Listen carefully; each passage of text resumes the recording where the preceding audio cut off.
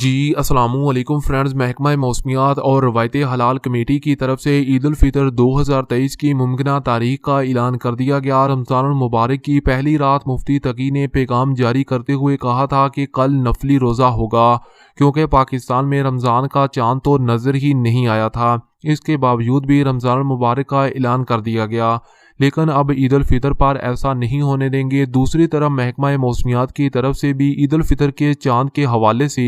بڑی وارننگ جاری کرتے ہوئے کہا گیا کہ 20 سے 25 اپریل تک پاکستان میں مطلع ابر آلود رہے گا اور چاند نظر آنے کے امکانات بھی بہت کم ہیں۔ تاہم مفتی تقی کی جانب سے بڑا فیصلہ سنا دیا گیا کہ اگر چاند نظر آنے پر عید الفطر کا اعلان کیا گیا تو اس بار پاکستان میں روزے 30 نہیں بلکہ 31 ہوں گے، کیونکہ پاکستان میں رمضان چاند نظر نہ آنے کے بعد اعلان کیا گیا تھا۔ تاہم پاکستان میں 20 سے 25 اپریل کے درمیان مطلع ابر آلود رہنے اور چاند نظر نہ آنے کے امکانات کے باعث عید الفطر کی ممکنہ تاریخ کا اعلان کرتے ہوئے کہا گیا اس بار پاکستان میں عید الفطر سعودی عرب کے ساتھ 22 اپریل کو منائی جا سکے گی۔